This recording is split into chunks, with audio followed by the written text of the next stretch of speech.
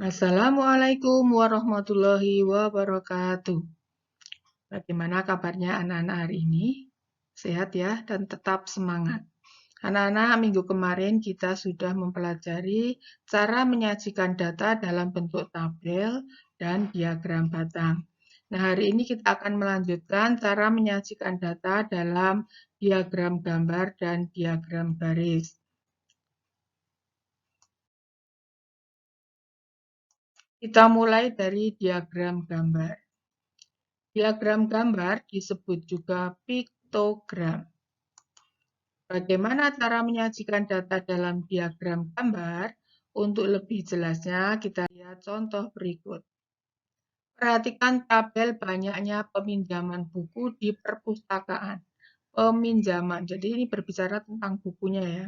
Sajikan data pada tabel dalam bentuk diagram gambar. Jadi ini sudah ada tabel, nanti suruh mengganti ke dalam bentuk diagram gambar.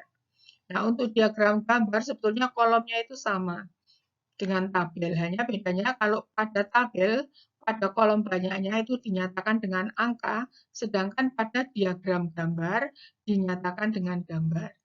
Kita lihat tabelnya, hari Senin 50 buku yang dipinjam ini ya. Banyaknya ini artinya banyaknya buku yang dipinjam. Hari Selasa ada 40 buku, hari Rabu 60 buku, dan hari Kamis 50 buku. Nah, caranya yang pertama kita siapkan kolomnya dulu. Ini sama dengan tabel tadi. Kemudian kita tentukan gambarnya. Karena di sini berbicara tentang buku, maka lebih pas kalau gambarnya itu berupa gambar buku. Kita beri keterangan di samping atau di bawahnya. Gambar buku.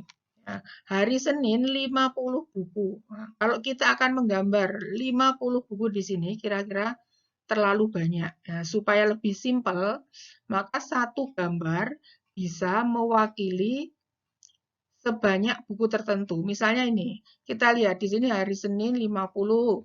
Di sini kan Selasa 40, Rabu 60, Kamis 50. Kita tentukan saja ini FPB-nya. Ini salah satu cara.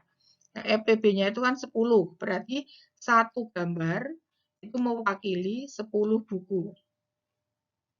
Satu gambar mewakili 10 buku. Jadi kalau ada 50 buku pada hari Senin, berarti gambarnya nanti ada berapa? Ada 50 dibagi 10, 5. Berarti kita gambar buku sebanyak 5. 1, 2, 3, 4, 5. Masalah warna dan model gambarnya bebas. Ya. Penting sesuai ya, karena ini buku ya gambarnya buku. Kalau misalnya ini nanti gambar es krim tentu tidak cocok. Tapi buku ini modelnya apa, warnanya apa, bebas, yang penting sama semua. Kemudian Selasa 40 buku, berarti gambarnya ada berapa? 40 dibagi 10, berarti gambarnya 4. 1, 2, 3, 4. Hari Rabu 60 buku, berarti gambarnya 6. 1,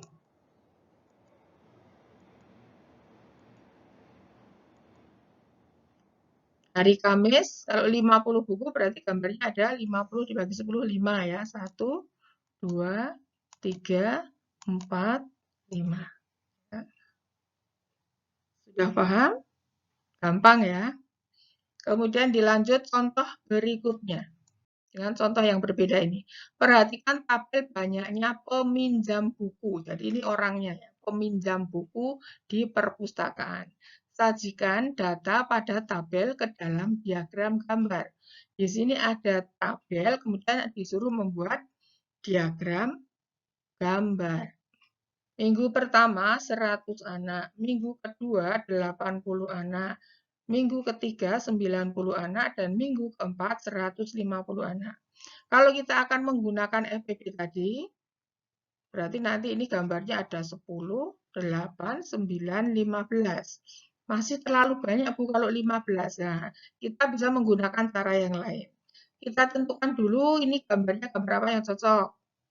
Gambar orang ya, gambar orangnya itu bisa orang secara utuh keseluruhan sampai gambar kakinya, bisa cukup yang mewakili itu hanya setengah badan seperti ini, boleh juga.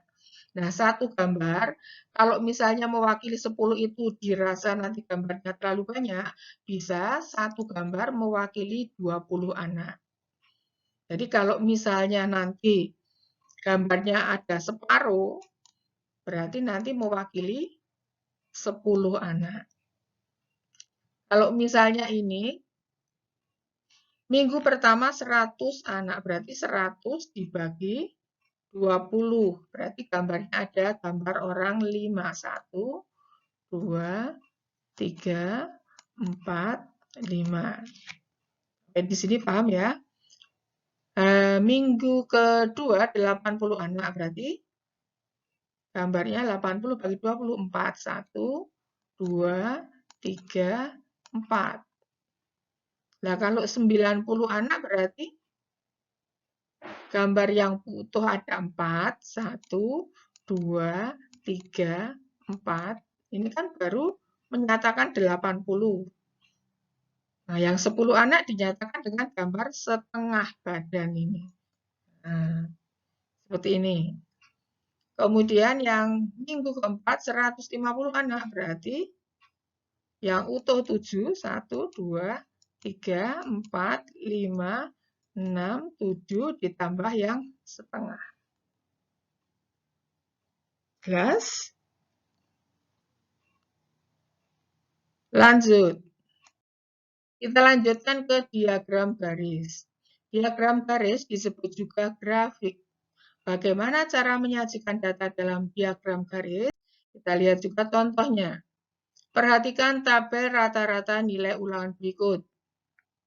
PPKN rata-ratanya 90, Bahasa Indonesia 85, IPA 85, IPS 90, dan SPDB 75. Sajikan data di atas dalam diagram garis.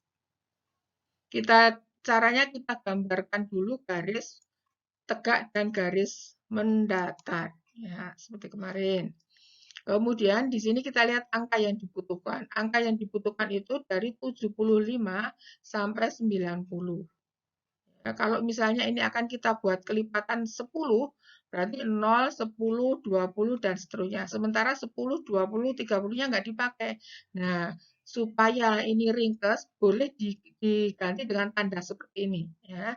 Jadi nanti kamu terus angkanya langsung dijujuk ke 60.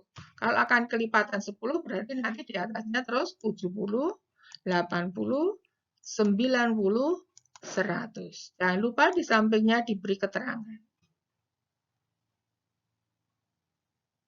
Jelas ya? Terus PPKN 90. Berarti kita pakai PPKN 90. Kemudian buat garis tegaknya, beri tanda titik, dan di bawah tulisi PPKN. Bahasa Indonesia 85. Dipakai dulu 85. Gambar garis ke bawah, kemudian tanda titik, beri keterangan bahasa Indonesia. IPA 85, dipakai 85, kemudian ada garis tegaknya dibuat, beri tanda titik, beri keterangan IPA. IPS 90, dipakai dulu angka 90, kemudian buat garis tegaknya, beri tanda titik, kemudian beri keterangan di bawahnya IPS. SBDP 75.